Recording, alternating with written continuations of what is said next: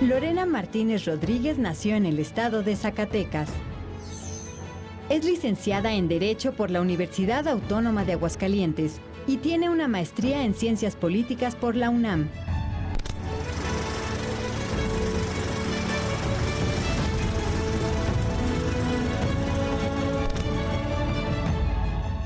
Realizó un posgrado en Alta Gerencia Deportiva en el Instituto Superior de Cultura Física Manuel Fajardo, en Cuba, y tiene 2 especialidades. Una en Teoría de Género por el Sistema de Capacitación a Distancia de la Conferencia de Partidos Políticos de América Latina y otra en Sistemas de Seguridad Social en el Mundo por el Instituto Ortega y Gasset en España. ¿Qué tal? ¿Cómo están ustedes? Estamos en una nueva emisión de Sin Etiquetas.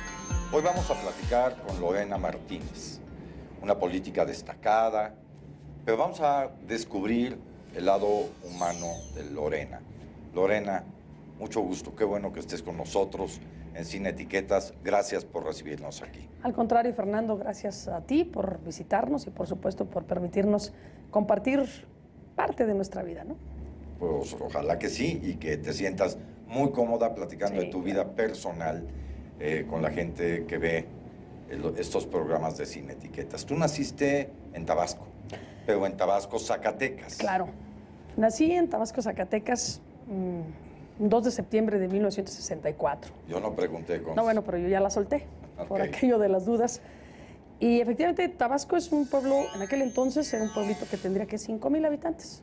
Un pueblo muy chiquito, solamente había 2 primarias, una primaria oficial y un colegio, un pequeño colegio de esos por cooperación, colegio muy humilde. En ese colegio, en el Colegio Díaz López, fue donde yo hice mi primaria, y en el kinder Eva Sámano de López, de López Mateos, hice mi kinder. Y finalmente mi padre, por necesidades escolares de los hijos, somos 8 hermanos, imagínate, sí, fuimos a dar a Aguascalientes cuando yo tenía 11 años. ¿Tú eres la menor, la mayor? Soy la quinta. La quinta. Dicen de que 8. no hay quinto malo, ¿eh? Eso. Dicen que no hay quinto malo. Me queda clarísimo. Soy bien. La quinta de 5 mujeres y 3 hombres. Okay. Después empiezas la secundaria en Aguascalientes, sí, debido a que no había donde estudiaran tus hermanos. No, no había. Realmente en el municipio de Tabasco, un pueblo muy bonito, por cierto, pero solo había esas 2 escuelas, la primaria, y mis hermanos, los mayores, ya tenían necesidad incluso de trasladarse en el autobús a otro pueblo muy cercano que es Jalpa, en donde empezaron ellos a cursar su secundaria.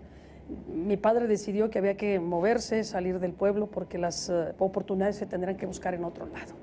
Y él decide ir a Aguascalientes, porque ahí estaba un poco el entorno familiar, ahí vivían 2 de sus hermanos, que de una u otra manera le significaban un soporte, un apoyo para poder iniciar una nueva etapa en una ciudad distinta. Es decir, pasar de un pueblo a una ciudad no siempre debe ser fácil. Y él decidió y escogió Aguascalientes por esa red y soporte familiar que en ese momento tenía.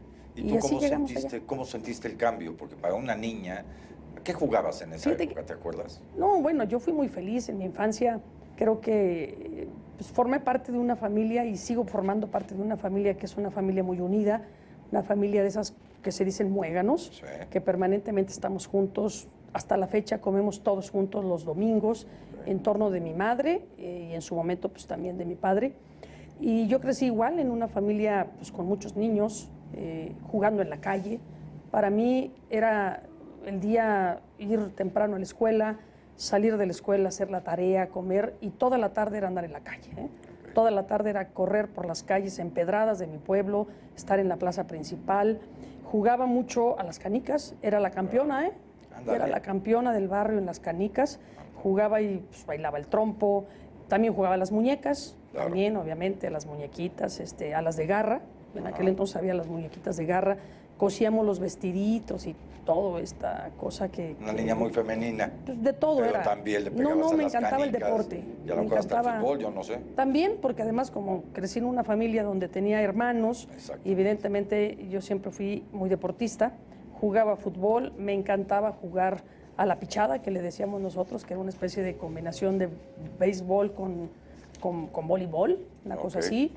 Empecé a practicar el básquetbol en el colegio y me gustaba mucho la bicicleta.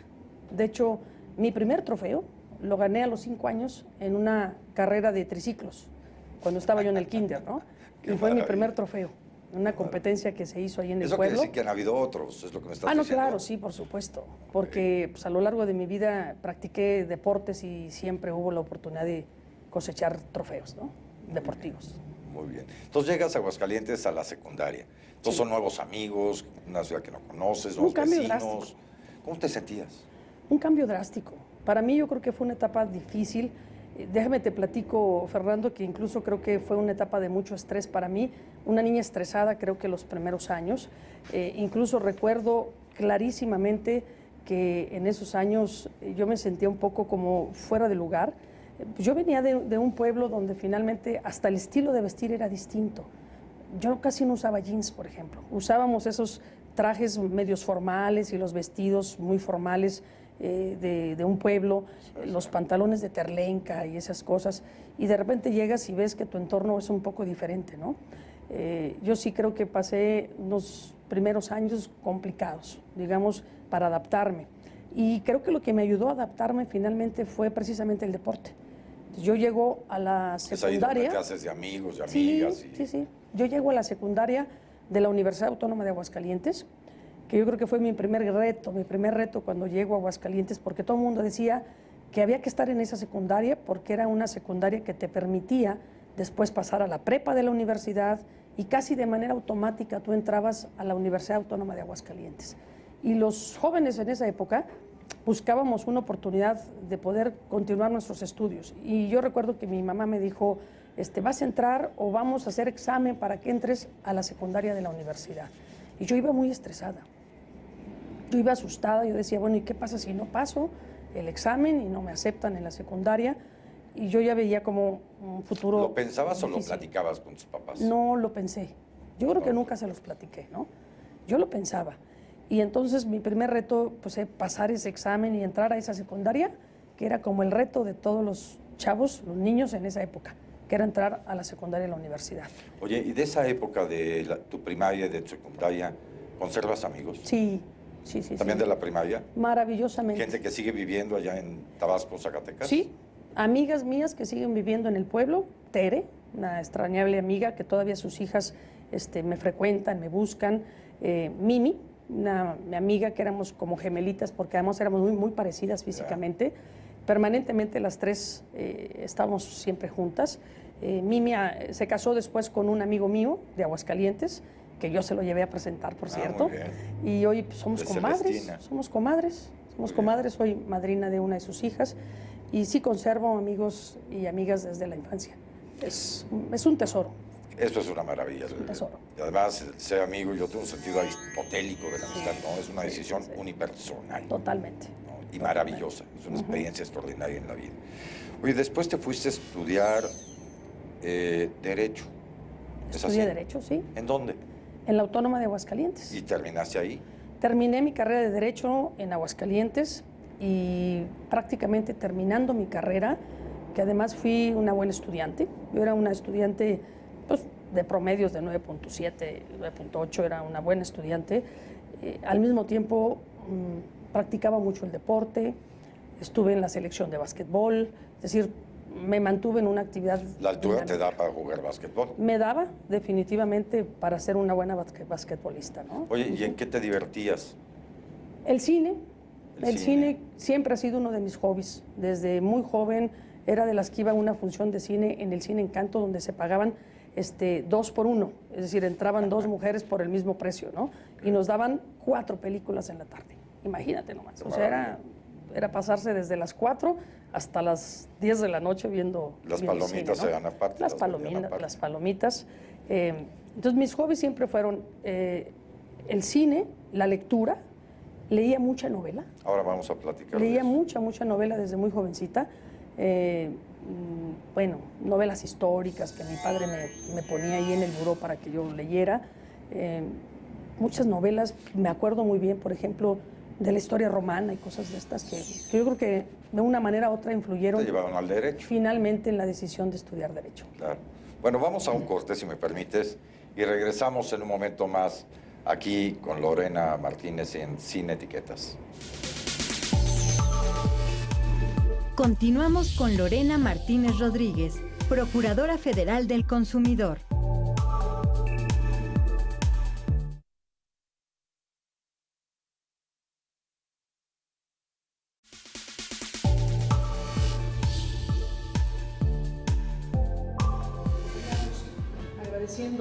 Su trayectoria política comenzó en 1986 como militante del PRI, en donde ha ocupado diversos cargos: consejera estatal, secretaria de Participación de la Mujer y secretaria general del Comité Directivo Estatal en la Confederación Nacional de Organizaciones Populares de Aguascalientes, presidenta del Comité Directivo Estatal y consejera nacional de su partido. La carrera de Lorena Martínez en el servicio público comenzó en la Procuraduría del Consumidor en Aguascalientes en 1987. Al año siguiente y hasta 1993 fue delegada de la Profeco. 2 años más tarde asumió la dirección del Instituto de la Juventud y el Deporte de Aguascalientes. Estamos de regreso en Sin Etiquetas en esta charla con Lorena Martínez. A ver, Lorena, me platicabas un poco de tu juventud, fuiste muy estudiosa, pero ¿y te gusta bailar? Me encanta bailar. ¿Te encanta bailar? Me ¿Y bailabas encanta bailar. en esa época? Bailaba. ¿Qué música te gusta? Y bailo bien, ¿eh? Ándale, Sí, ¿qué música claro. te gusta? Bueno, pues para bailar evidentemente casi me gusta toda, pero pues yo bailaba mucha cumbia, bailaba salsa y lo mismo disco. Pues yo creo que de todo, ¿eh? De todo. Creo que lo único que sí no sé bailar bien es rock and roll, ¿sí? ¿Y tango? Más o menos me defiendo. Ándale. Sí. El rock and roll nunca fue lo mío porque porque seguramente en el pueblo y ahí en Aguascalientes no era de mi época, ¿no? Claro. Era un poquito antes, ¿no? Claro. Pero en el pueblo pues íbamos a los bailes de coronación de la reina del Club de Leones, ese tipo de festividades. Mi padre siempre fue león, entonces el Club de Leones. Entonces, Sí. yo desde muy pequeña iba a las fiestas del Club de Leones, a los bailes del 16 de septiembre, del 20 de noviembre, de fin de año. Y que todos son de caridad, todos son altruistas, estos todos bailes son para fondos, son para ayudar, sí, para fondos de caridad, ayudar a la exactamente. gente. Oye, Y ¿tu participaba relación?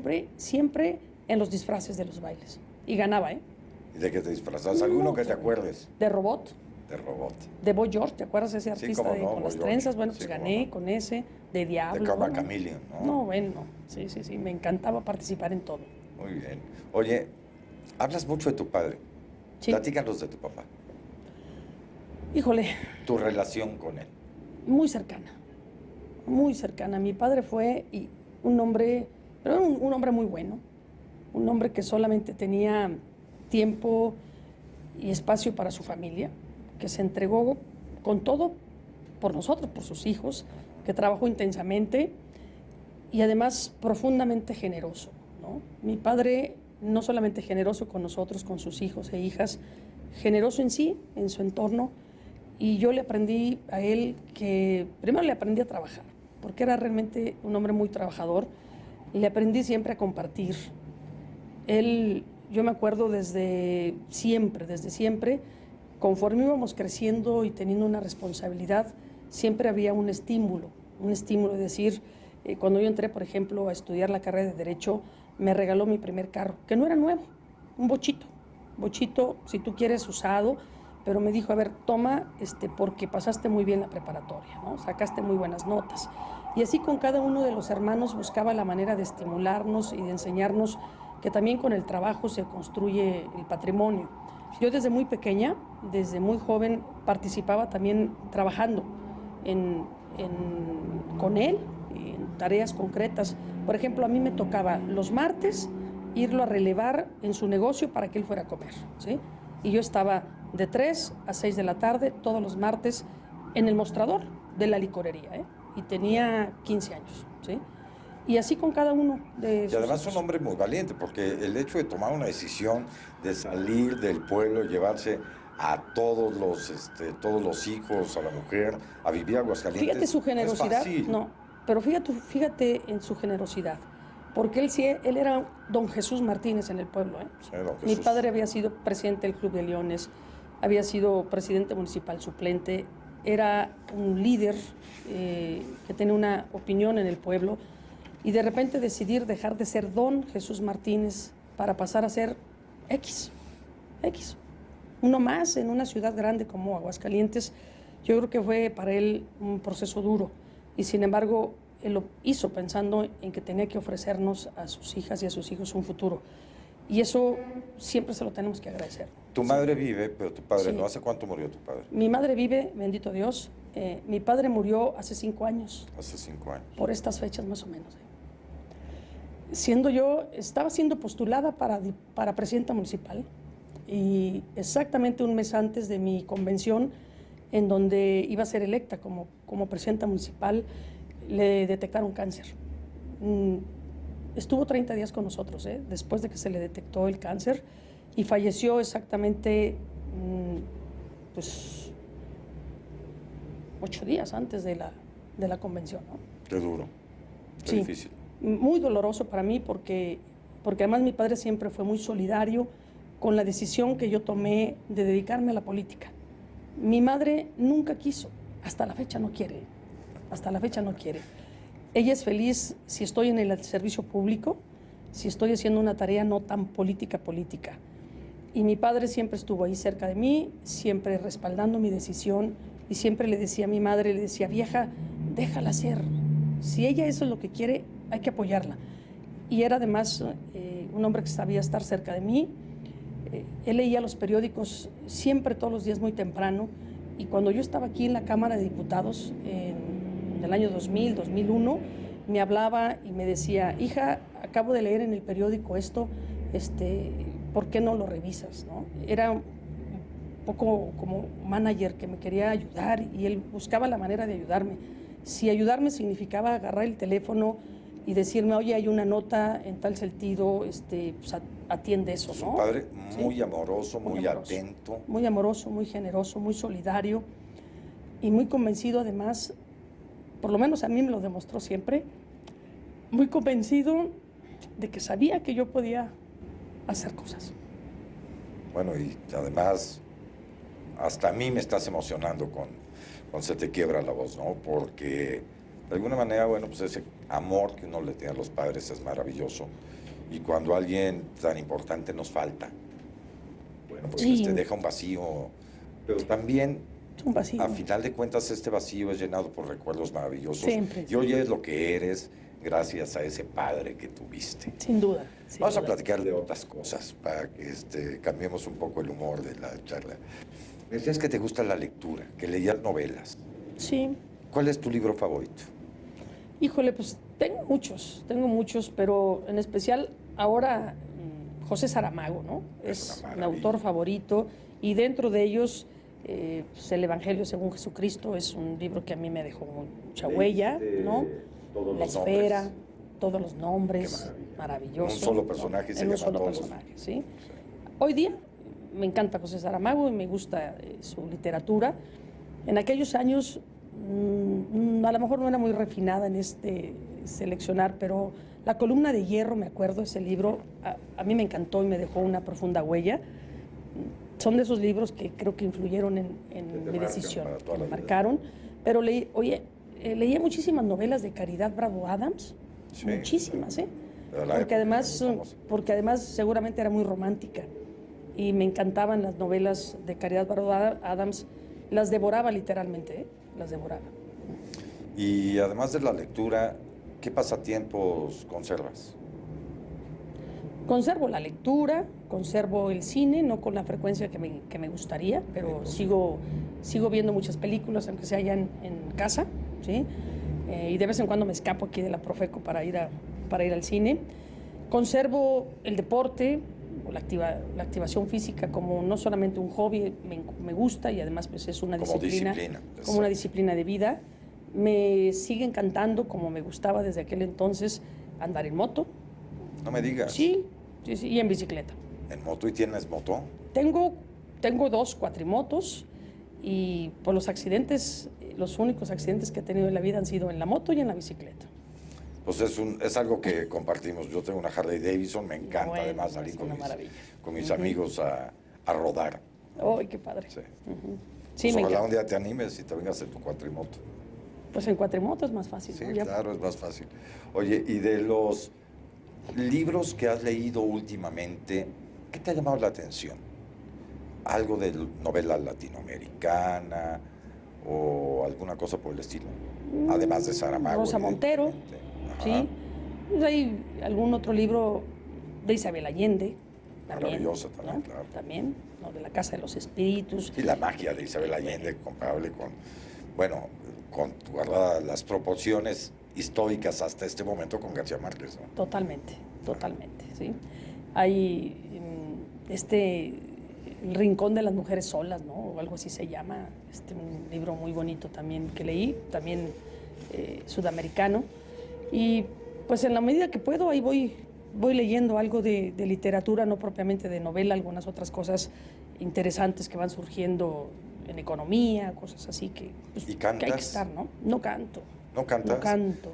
Sepan ustedes que hace un momentito antes de entrar al aire estaba tarareando y no lo hace mal.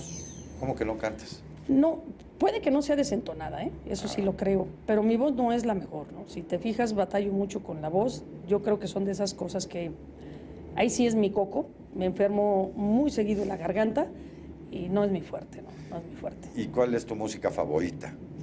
Hoy por hoy, Sí. híjole. No, pues definitivamente sigo siendo una gran fanática de Miguel Bosé, sigo siendo, ¿sí? Y hasta la fecha lo escucho muchísimo. Soy fanática de Marco Antonio Solís, ¿sí? Y me encanta escuchar mucho a Eugenia León. Me fascina, vamos, toda esta música que tiene que ver un poco con la nueva trova, ¿no? Ah, qué bonito. Sí. Muy bien, pues vamos a un corte, Lorena, si me permites, y regresamos en un momento más. No se vaya, estamos en Sin Etiquetas con Lorena Martínez. Continuamos con Lorena Martínez Rodríguez, Procuradora Federal del Consumidor.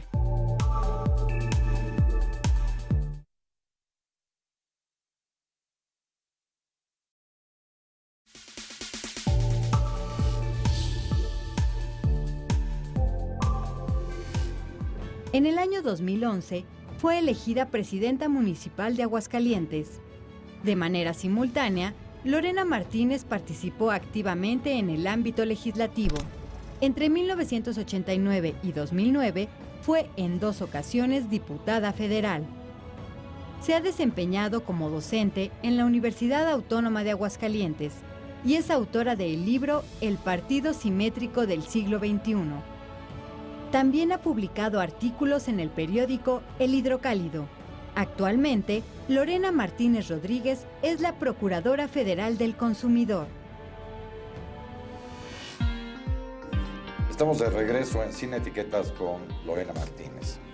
Oye, tú has declarado que sientes una admiración especial por algunos personajes de la historia. Por ejemplo, Juárez, Morelos, Zapata, pero también Margaret Thatcher, Luis Donaldo Colosio. ¿Conociste a Colosio? Sí, claro. No me Sí. ¿En dónde? Aquí tuve la fortuna de venir a México la primera vez a trabajar a la CNOP, exactamente en 1993. Y llegué yo como dirigente de las mujeres de la CNOP a nivel nacional, una invitación que me hizo en aquel entonces Silvia Hernández. Y fue pues justo el año en donde Colosio fue destapado como candidato del PRI. Estuve participando de alguna manera cerca al inicio en su campaña. Me tocó vivir y estar muy cerca de ese evento histórico en el Monumento a la Revolución, ese 4 de marzo. Acuérdate que este programa no es de política, entonces no. Échate lo que te tengas que echar. Lo único que voy a decir es que ese discurso en especial es un discurso que marcó mi vida. Es un discurso que me ha acompañado durante prácticamente toda mi vida y es una inspiración para mí. Bueno, así de sencillo. Tu vida, la mía y la de muchos. Yo creo que y que los que de pronto la leemos o releemos el discurso es maravilloso. Margaret Thatcher, ¿por qué? La dama de hierro, ¿no? Bueno, evidentemente que he leído su biografía y me han encantado partes de su vida, pero sobre todo me parece que para quienes decidimos por dedicarnos a la política, pues se requiere forjar carácter, se requiere forjar mucha disciplina y mucha entrega.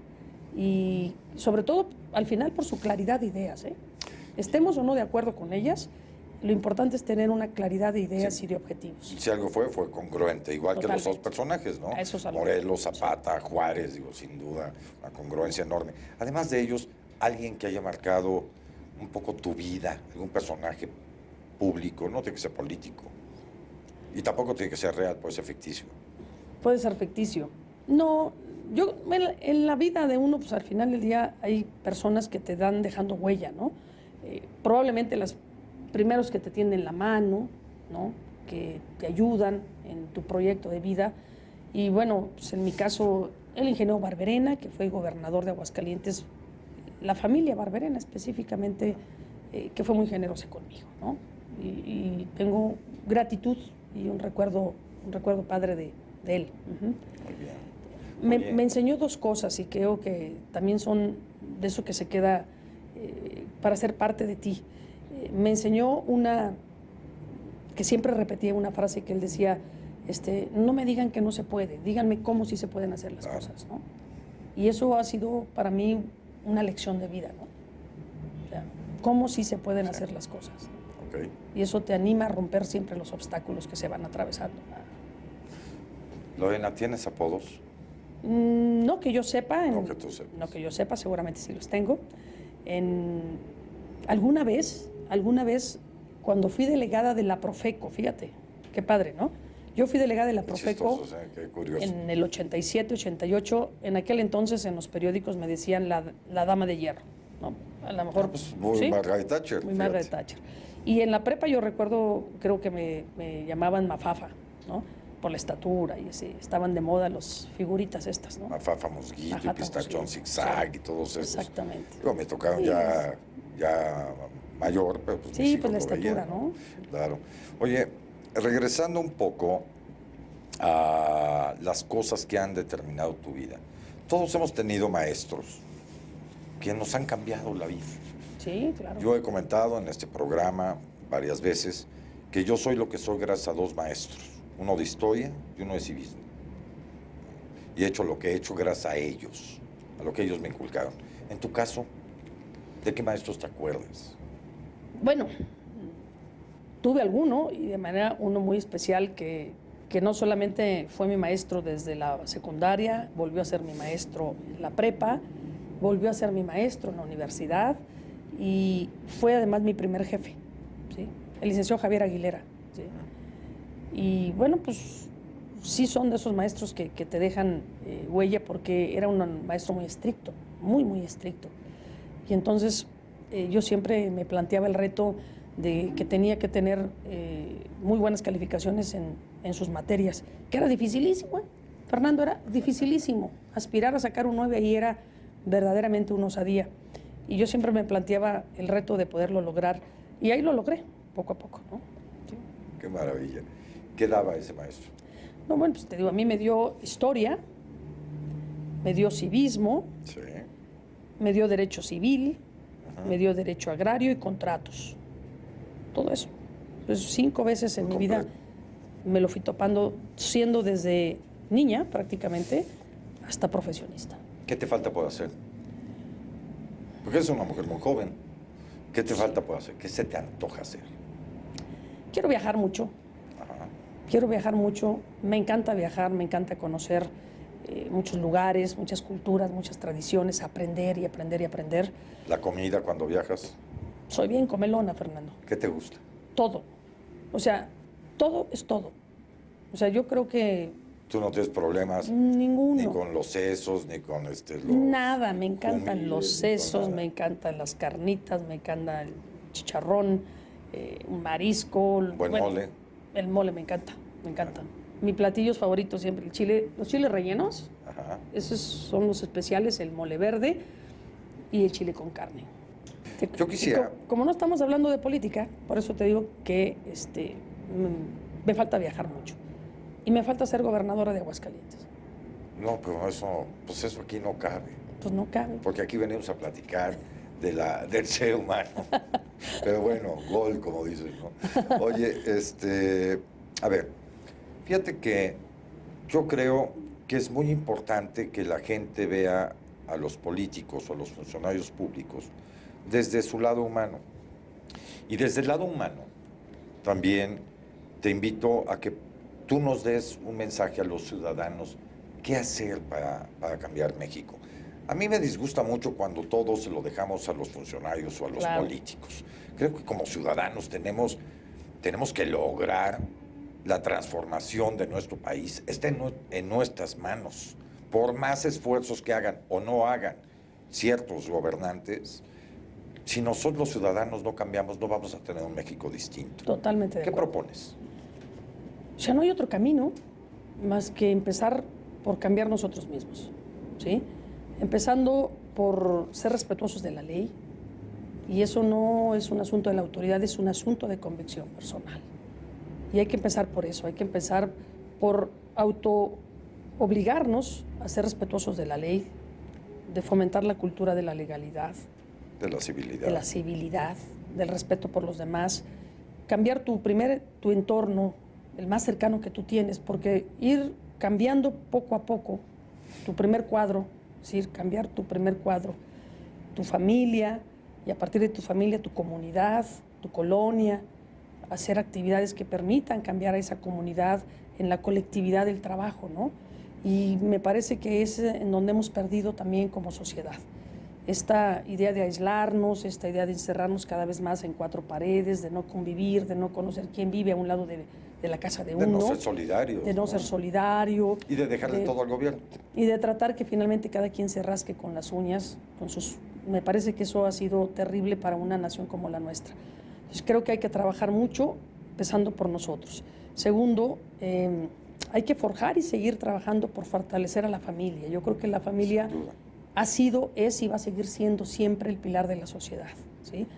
Y no es que yo sea tradicionalista, ¿no? Yo creo que la familia, además de todo, independientemente del modelo de familia, ¿no? Puede ser una familia monoparental, donde se infunden valores, la ¿sí? primera educación. Pero finalmente ahí es donde se forma al ciudadano, ahí se infunden valores, ahí se forjan. Se da la solidaridad entre se da la hermanos, la fraternidad.